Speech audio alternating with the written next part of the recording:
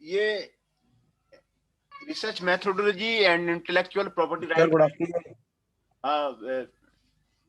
जो आपका यूनिट 6 का सिलेबस है, new developments in the IPR, जी administration sir. Administration of the patent system, new developments in the IPR, IPR of the biological system, IPR of the computer software, traditional knowledge case study, IPR and IIT, है ना। तो जी sir. इसमें administration of the patent system कैसे किया जाता है India में, उसके बारे में ये स्टडी है आपको, administration of the patent system. तो इंडिया में पेटेंट सिस्टम कैसे एडमिनिस्ट्रेटर किया जाता है, उसके बारे में आपको इसके बारे में बताया गया है। The administration of the patent system in India and its importance to the national economic strategy is a novel topic in the country. जो नेशनल इकोनॉमिक स्ट्रेटजी है, इकोनॉमिक रिफॉर्म होना है, वो आपको administration of the patent system से ही होगा। जो यूरोप कर रहे हैं, यूनाइटेड किंगडम कर रहे हैं, जर्मनी कर रहे हैं, वो नए नए इन्वेंशन कर रहे हैं, नोबेल प्राइज ले रहे हैं और उसको पेटेंट करा रहे हैं और उसको throughout the world sell कर रहे हैं। वही सिस्टम आपको इंडिया में भी नेशनल इकोनॉमिक स्ट्रेटजी जो है, आपको उसी से आपको होगा, दूसरा रास्ता नहीं है। The national patent law in India has been subject to the international agreement such a WTO, TRIPS agreement and WPA, patent corporation treaty. जो आपका इंडिया का जो नेशनल पेटेंट लॉ है, उसमें एग्रीमेंट है WTO के साथ में, ट्रिप्स के एग्रीमेंट के साथ में, वीपो पेटेंट कॉर्पोरेशन ट्रीटी के साथ में। Nevertheless India is notable for the undeveloped state of its patent system. इसका जो पेटेंट सिस्टम है वो अनडेवलप्ड है। बहुत लोगों को मालूम ही नहीं है कि ये पेटेंट होता क्या है। यहाँ पे अनडेवलप्ड सिस्टम है, अनडेवलप्ड कंट्री है, किसी को मालूम ही नहीं है। Mainly because the patent examination system is not design और बेस्ड ऑन द नेशनल और इकोनॉमिक प्रियोरिटी। यहाँ पे राष्ट्रीय प्रियोरिटी जो है दिया नहीं गया है, इकोनॉमिक प्रियोरिटी आपको दिया नहीं गया है। With this background the purpose of this paper is to examine and critically evaluate the different mechanism adopted in the patent administration system, whether the present patent system in India remains aligned with the India's national economic strategy, and how the present system could be developed to strengthen the patent system both in provision and in administration. इसमें आपको बताया गया है कैसे जो है present system को strengthen किया जाए, इंडिया का जो प्रेजेंट पेटेंट सिस्टम है उसको इंप्रूव किया जाए, उसका मैकेनिज्म को कैसे किया जाए। The paper recommends that India is better off having a utility model system along with the high standard of the patent examination system. By employing this dual system, both domestic innovation and the foreign investment would increase in the future. Patent system को बढ़ाने से दोनों ही domestic innovation बढ़ेगा और foreign investment भी बढ़ेगा आपके future में। तो पेटेंट एडमिनिस्ट्रेशन सिस्टम को समझना बहुत जरूरी है in the case of the Indian context. बहुत सारी कंपनियां हैं इस पे ध्यान नहीं देती है, पेटेंट पे आपको ध्यान नहीं देती है, रिसर्च पे आपको ध्यान नहीं देती है। उनका ध्यान रहता है, उनके मालिक का ध्यान रहता है कि हम जर्मनी चले जाएं, जर्मनी से कोई मशीन उठा के ले आए, हम कोरिया चले जाएं, कोरिया से कोई मशीन उठा के ले आए। उनका ध्यान इस पे रहता है। अपना जो है डोमेस्टिक कंपनी को मजबूत करने का उसके और ध्यान नहीं है, वो उस पे एक्सपेंस नहीं करते हैं, उस पे ये ध्यान नहीं देते हैं, है ना। तो ये सबसे बड़ी कमजोरी है इंडियन एसएमई की, इंडियन कंपनी की। पब्लिक सेक्टर सारे बैठ गए, इसी कारण से बैठ गए। उसे अपना प्रॉब्लम सॉल्व करना नहीं आता है। He don't know how to solve the problem. जब तक रसिया का साथ रहा था तब तक जो है बहुत सारी कंपनियां, सेल, HEC वो चला। जब तक रसिया ने साथ छोड़ा इंडियन कंपनी डूब गई, सारी पब्लिक सेक्टर डूब गया। तो ये यहाँ पर the administration of the patent system in India is a topic where little research has been conducted. कम रिसर्च इसमें कंडक्ट किया गया है, इसमें आपको रिसर्च करने की जरूरत है। The patent in this study refers to the patent law as administered by the various local actors such as a government department, patent office, courts and industry association and non government organisation, public interest group, civic society, and the patent attorney, and the internal actors like the WTO and the WIPO, and different approaches and policies used by these actors to assess the patent application, in particularly the mechanism used for the standard patent examination. The purpose of this paper is to examine and evaluate the different mechanism adopted in the Indian patent administration system, whether the present patent system in India is aligned with the country's national economic strategy, and how the present system could be developed to improve the quality of the patent protection, both in the provision and in administration. Many modern patent systems in the world have shaped their patent policy as part of their international obligation. बहुत सारे developed country जितने भी हैं, Japan है, Germany है, Italy है, ये सारे ने अपना पेटेंट पॉलिसी को ठीक कर लिया है और किस तरह इंटरनेशनली डील करना है वो उसको मजबूत कर लिया है, और उससे वो जो है आपको मनी गेन करते हैं. While India encouraging to reconcile as far as possible these obligations with their national economic plan, it is believed that the strategy improves the quality of the intellectual property protection both in provision and in administration. With regard to the administration in the particular, most jurisdictions look to the substantive exemption to apply a high threshold of the novelty, inventive step, and industrial applicability to a patent grant. Some jurisdictions also make available the modified examination, pre and post grant opposition, and compulsory licensing method within the patent system suit the expression of the needs of their national economy. Compulsory licensing system, उसमें आपको रहना बहुत जरूरी है. The present patent system in India adopts little of these procedure in the patent granting process, है ना. Present patent system जो है इसमें little procedure मालूम है in the patent granting system. For example, modified examination, pre-grant and post-grant opposition are not available under the Indian system. यहाँ पे examination कैसे हो, प्री ग्रांट कैसे हो, पोस्ट ग्रांट कैसे हो, पोजीशन कैसे हो, वो सब इंडियन सिस्टम में आपको अवेलेबल नहीं है. On the one hand, formality examination is provided under the act which is very outdated system, rarely used in the other jurisdiction. On the other hand, substantive examination is provided optionally under the act, but compared to other jurisdiction, its applicability is very low due to the lack of the demand, expertise, and resources. Against this background, my key inquiry whether the India should have a high standard of the examination of the patent for the industrialist, combined with the utility model system applying a lower potentiality requirement to increase the independent local inventors. The best option for India depends on the objective of the patent system, whether to focus on encouraging local innovation or attracting foreign investors, importers, or whether the two can be combined. To achieve any of these objectives, India's patent policy should be aligned with the economic strategy, which is discussed in the section 3rd, है ना. तो India का जो patent system है, administration system है, वो आपको काफी इंप्रूव करने की जरूरत है. Apart from a few legal text that have been written on the intellectual property law of India, patent law in the country is still in infancy. जो पेटेंट लॉ जो कंट्री का है वो भी इन्फेंसी में है, with very few judicial decisions. For instance, information about which this paper is based has been collected primarily through the interview with actors in the area of the patent law, and secondly through the access to the document such as the official website, government publication, and the policy document. The interviews include patent attorney, patent examiner, and the director general and director of the National intellectual property office in the India, है ना. तो India में economic growth तभी होगा जब industry जो है patent वगैरह बनाना शुरू करेगी, अपना नया प्रोडक्ट लॉन्च करेगी, अपना नया प्रोडक्ट बनाएगी और उसको पेटेंट कराएगी और उसको वर्ल्ड वाइड लॉन्च करके दूसरे कंट्री में भेजेगी, तो जो है आपको इकोनॉमिक गेन होगा।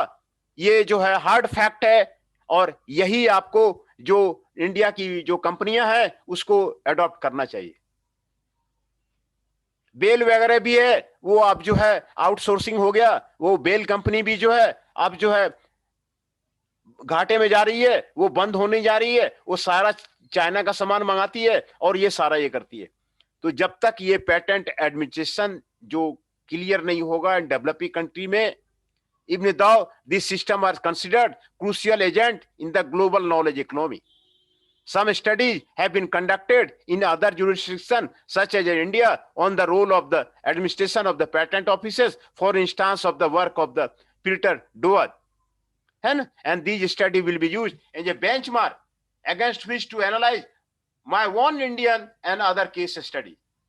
इंडिया का जो है केस स्टडी बनाना जरूरी है, तो patent policy and the economic strategy.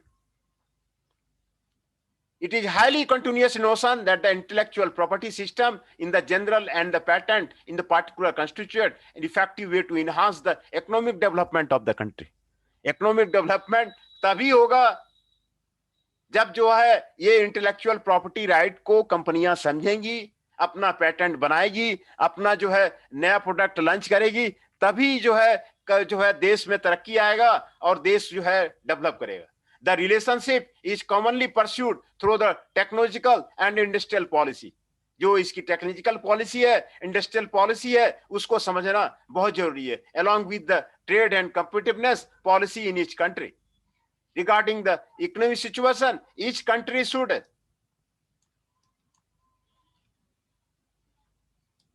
be realistic about the benefits that IP can bring, whether that can be localized research and development, technological and commercial innovation, foreign direct investment, technology transfer, access to the international production network and the export market, international aid and the import of the useful product, freedom of the initiative or the otherwise. While protection of the patent right is widely considered to be part of the economic policy making in the country, it is important to examine how to mediate the tension between the international organization, foreign companies, and the national policy making, and to strike a balance between the interest of the inventors, investors, users, and the public at large. कंपनियां तभी चल पाएंगी जब जो है वो कुछ invent करती है, उसमें इन्वेस्ट करती है और अपना model, not the become the vendor of the other company, अपना कंपनी का नया प्रोडक्ट जो है मार्केट में लॉन्च करेगी, तभी वो सक्सेसफुल हो पाएगी. द पॉलिसी में be depending on which the benefits are given priority. In this Indian context, evidence suggests that the patent were not considered by the respective Indian governments as a driving factor of the economy during the 1970s. And after this period, legal and political factors have been responsible for this thinking. When the first Intellectual Property Act was introduced in the 1979 as a legal mechanism to protect IP rights, newly formed government in the 1977 did not seriously consider patent as an important priority because patents were not a developed area of the law at the time due to lack of the legal infrastructure and the expertise. The government enacted the IP Act during the late 70s simply because India was one of the prominent countries in the region that did not have the IP Act. है ना? तो ये आपको जरूरी है developing country के लिए. Moreover, IP did not have any political significance in any time, since none of the political leaders thought it was necessary to include the IP issue in their political manifesto as a driving force for the economic development. किसी भी political party ने IP को अपने agenda में नहीं रखा है, उसका मुद्दा कुछ और ही रहता है. तो यहां पर जो मार्क करने वाली बात है कि इकोनॉमिक डेवलपमेंट जो आपके जापान के हुए हैं, जो जर्मनी का हुआ है, जो इंग्लैंड का हुआ है या यूएसए का हुआ है, वो इसी से हो रहा है. कंपनियों पे ध्यान जाता ही नहीं है. कंपनियों पे ध्यान, पेटेंट पे ध्यान किसी के एजेंडा में नहीं है। भाई आप उसको इनोवेटिव सोसाइटी बनाओ, क्रिएटिव सोसाइटी बनाओ। इंडिया का जो आपको वर्किंग कल्चर है, आपको उसको इनोवेटिव कीजिए, उसको क्रिएटिव बनाइए, तो आपका जो है, आपका कंपनी जरूर राइज करेगा। आपका कंपनी कभी भी आपको फेल्यूर नहीं होगा। Interestingly, none of the economic, industrial, and technological policy in India in various different periods places an emphasis on an IP policy as part parcel of the economic development. Current government policy has provided for the promotion of the national local creativity and protection of the creative efforts, the enhancement of the possibility of the integration of the national economy into a knowledge-driven global scenario, the attraction of the investment and protection of the consumer interest. This would seem to be the basis for an IP policy for India that will not only encourage local innovation but also attract foreign innovation.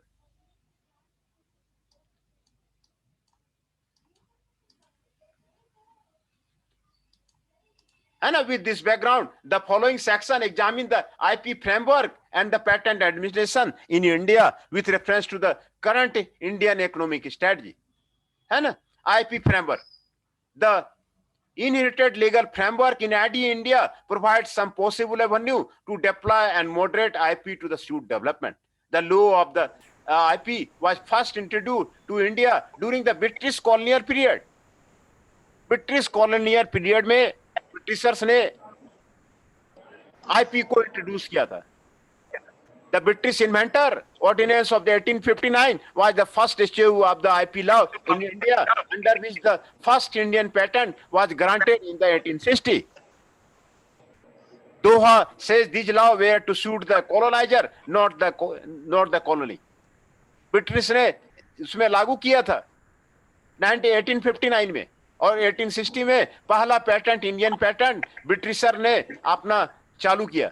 लेकिन वो Britishers भी ये कभी नहीं जानते थे कि वो उन्हें इंडिया छोड़ना पड़ेगा. ब्रिटिशर्स जो है कभी छोड़ना पड़ेगा वो जानते नहीं थे. लेकिन उसी के लॉ को, पेटेंट लॉ को, जो उसके बाद के गवर्नमेंट आए हैं उनके एजेंडा में जोर शोर से वो लगा नहीं है. इसी से जो है आपको गरीबी जो है आपको छाई हुई है. More than a century later, the Code of the Intellectual Property Act 52 of the 1979 make a clear point in the evolution of the IP law in India. It was the first IP Act that was enacted by the Indian Parliament based on the model laws made by the WIPO for the developing country. Though the code was declared to be an improvement, creating an environment conducive to the economic commercial development in the country, India signed the Patent Corporation Treaty in the 1986. Patent Corporation Treaty 1986 में इन्होंने sign किया है. The PTC enables the seek to the patent protection for an invention in each of the member country simultaneously by filing a single international application. India was an original member of the WTO TRIPS agreement, and it had a grace period until of the 1 January 2000 to meet all the TRIPS requirement for the patent protection. The least developed country transition period for the patent protection was exceeded to the 1st July 2013 and extended to 2021. Yet the IPA Act number 36 of the 2003, which became law in the 2003, its TRIPS compliant. Article 27.5 of the TRIPS agreement requires member states to become patent available for the invention, whether products or process in the all fields of the technology, provided that they are new, inventive step and capable of industrial application. The new law was designed by the inter alia to provide for the law of the relating to the IP and for efficient procedure for the registration. And the act consists of the 233 section. As law of the books, it covers a variety of the subject, including the copyright, related rights, expression of the folklore, industrial designs, trademark, patent, unfair competition, undisclosed information, geographical indication, and layout design of the integrated circuit, and also provides the acquisition for the rights, their management and enforcement, and some related matter. Administration of the IP in India. As in other country, Patent law in India consists of the legislation and the interpretation and application of that legislation by authority body such as courts and the patent office. देख लो बारिश का, देख लो पहले हिसाब किताब क्या कहता है तो कर लो फिर. Informed by the participation of the industry, the civil society, NGO in the examination and distribution of the application for the patent. All the above mentioned IP rights in India are administered by the NIPO with the assistance of the various actors or not stated above. NIPO has been established with the mandate to administer the IP system of India. As such, NIPO administers all the protected rights discussed above. The IP system in India is unified. That is, the NIPO administers the entire IP system of the country. It is headed by an official known as the Director General, who is appointed by the Ministry of India, Industry and Committee. Director general जो है ministry of industry commerce से approval करके cabinet में वो बनता है. He is empowered to implement the provision of the act, control and the supervise the administration of the IP system and supervise the person appointed for an engagement in the implementation of the provision of the act. The Director General is also required to promote the awareness of the subject of the IP and the establishment and the proper functioning of the collective society. The office of the Director General is autonomous in the sense that the decision of the Director General relating to the administration of the IP can be challenged legally only in the Provisional High Court.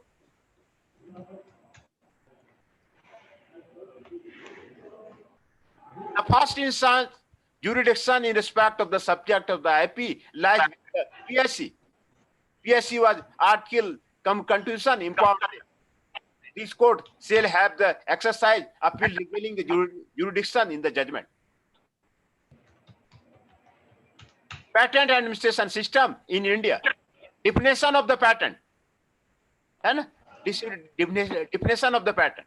Part 4 of the IP Act deals with the patent. Discovery, plant and animal variety are excluded from the patent protection. The following observation of obtained. The following notwithstanding their invention within meaning of the substance shall not be patentable.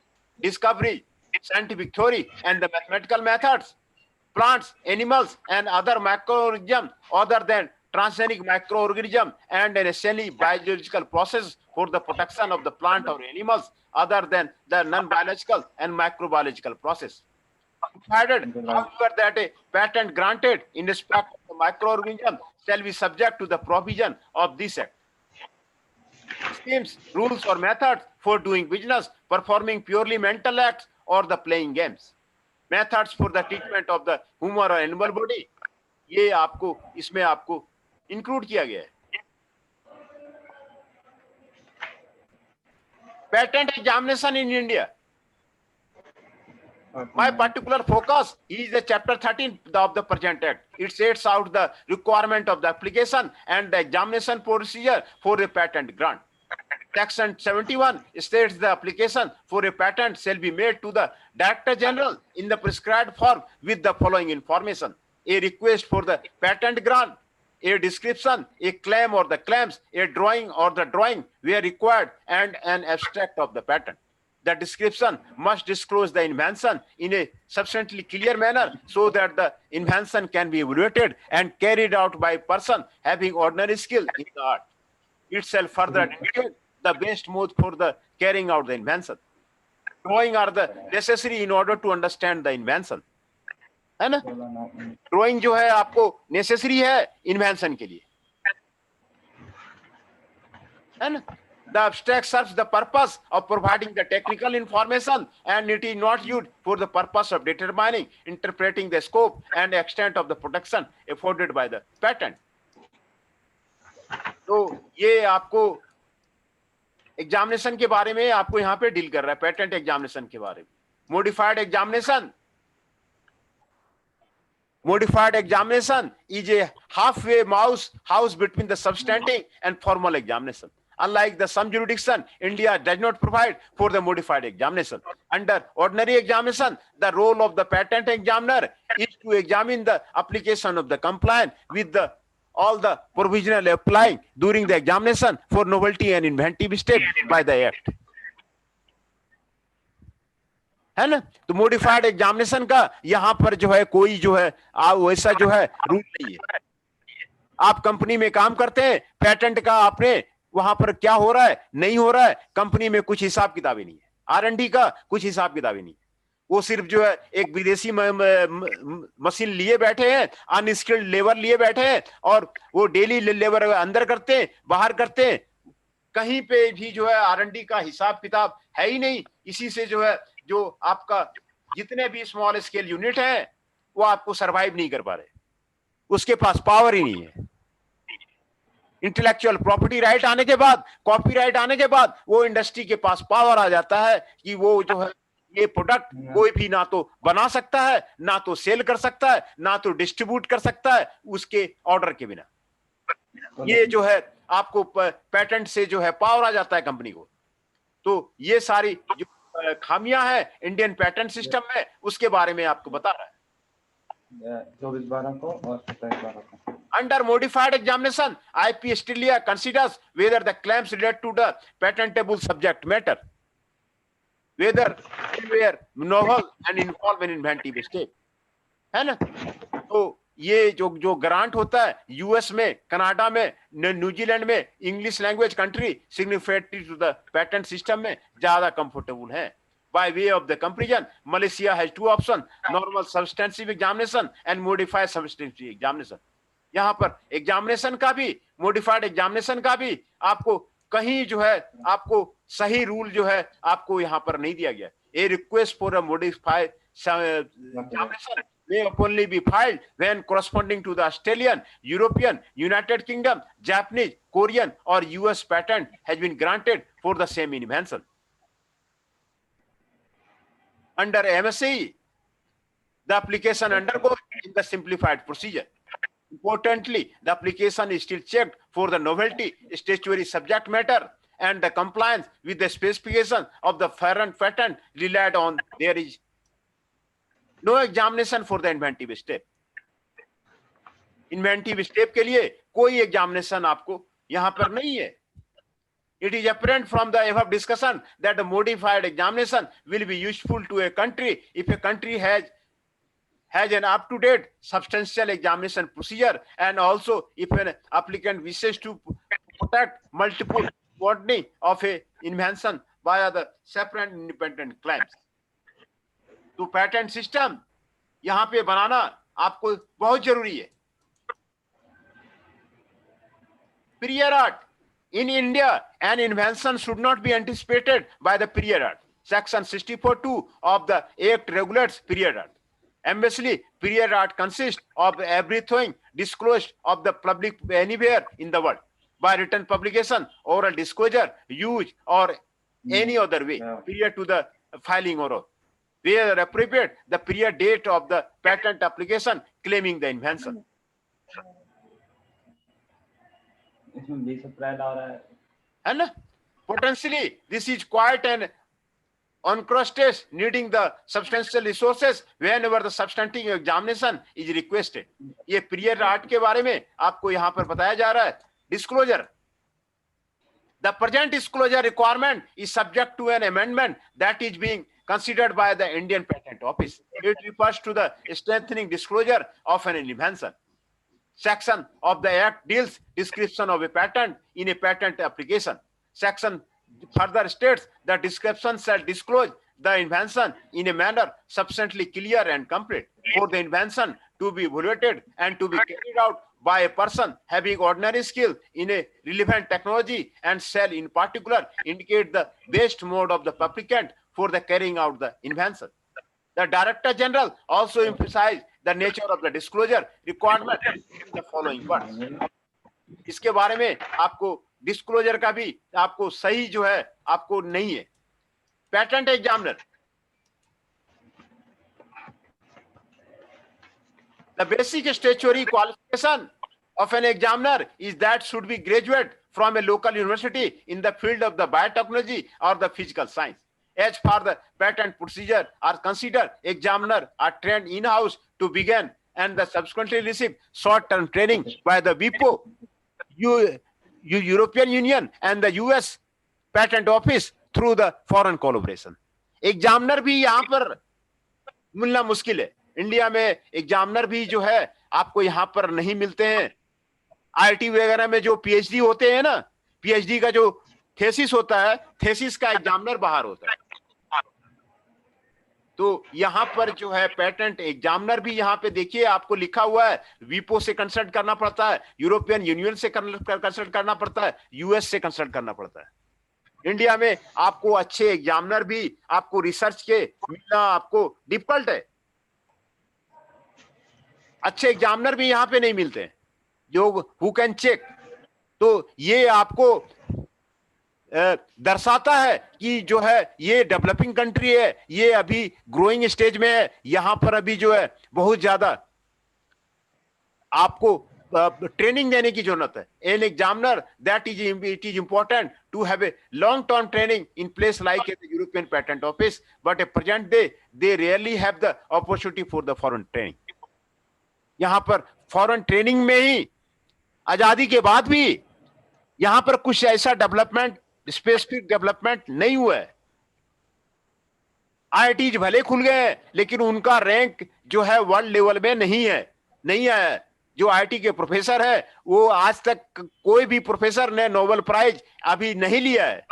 तो इनका और level और United kingdom का professor का level, दोनों का level में बहुत ज्यादा फर्क है। यहाँ पर पेटेंट एग्जामिनर भी नहीं मिलते हैं, उनको ट्रेनिंग देने की जरूरत है, उनको ये सारे आपको करने की आपको जरूरत है। Compulsory licensing according to the WTO, compulsory licensing is when a government allows someone is to produce the patented product or process without the consent. ये आपको जरूरी है। Article 31 of the TRIPS agreement refer to the various ground for the granting the compulsory license, such as an emergency, extreme emergency, anti-competitive practices.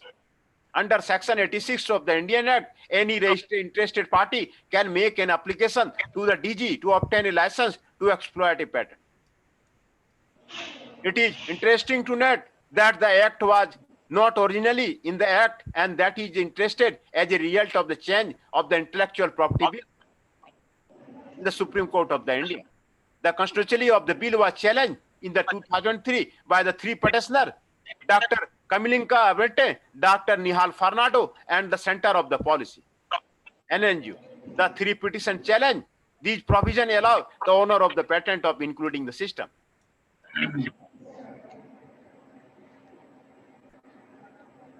Ability of the pre-grant and post-grant opposition procedure. Indian patent law does not make any mention of a pre-grant or post-grant opposition procedure. Indian patent law में है ही नहीं pre-grant और post-grant opposition procedure, यहाँ पे है ही नहीं. Patent opposition procedure is an administrative process within the patent office. इसीलिए Indian patent law में बहुत ज्यादा खामियां हैं. इंडियन पेटेंट लॉ में बहुत ज्यादा खामियां हैं. इसको सुधार करने की आपको बहुत ज्यादा जरूरत है. Laws providing for the pre-grant and post-grant patent opposition are essential to prevent wrongful grant of the patent before or after the grant. In practice, some countries have used either of this system or both. For example, Indian, Australian, US and the European Patent Acts provide for one or both of these procedure in a patent grant. However, it is important to take into account that this system attract criticism because they have led to delay in the grant.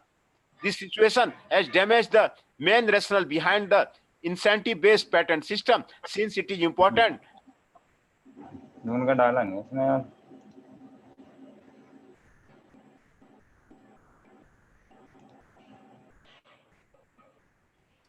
है ना. P grant और post grant का यहां पर आपको है ही नहीं, system ही नहीं है. पेटेंट लॉ में बहुत खामियां है. ये आपको administration of the patent system का, आपको इंडिया का पेटेंट सिस्टम का बारे में आपको बताता है. Patent legislation, there is no opposition hearing और internal appeal system under the IP act. Granting a patent is an administrative decision, and normally any administrative decision subject to the judicial review. This is one of the way of challenging a patent grant. Whether the not an appeal exists, the review is available under the act. ये यहाँ पर आपको patent litigation यहाँ पर है ही नहीं, patent law में है ही नहीं।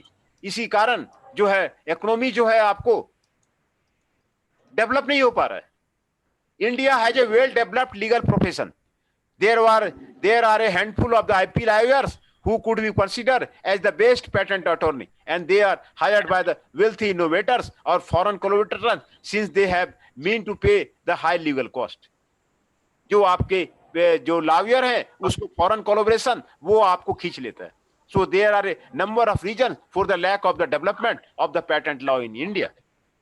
कई रीजंस हैं जो पेटेंट लॉ जो है डेवलप नहीं है, उसके कई रीजन है। First, the patent interpretary community in India which include जजेज and the patent attorney is not so strong in India. India में स्ट्रॉन्ग नहीं है। जजेज कम्युनिटी, पेटेंट अटॉर्नी ये आपको स्ट्रॉन्ग नहीं है, because patent regulation is very costly and time consuming and most cases are settled before the original court, है ना। Patent regulation जो है कॉस्टली है, टाइम कंज्यूमिंग है, वो ओरिजिनल कोर्ट में जाने के पहले ही सेटल हो जाता है। The cases that are being appealed relate to the royalty payment, assignment rights, and the injunction for the infringement rather than issues with regard to the validity and the interpretation of the patent claim, such as a novelty or the inventive step. Moreover, and identified above, patent examination don't play an active role within the patent system because of the patent examination procedure. यहाँ पे जो सही role play नहीं करते। Second, there are few reported decisions on the patent and law reporting is also not up to date. Decisions होता ही नहीं है। आप भी देख रहे होंगे सुप्रीम कोर्ट में क्या हो रहा है, सुप्रीम कोर्ट में क्या हो रहा है, हाई कोर्ट में क्या हो रहा है, डिसीजन होता ही नहीं है।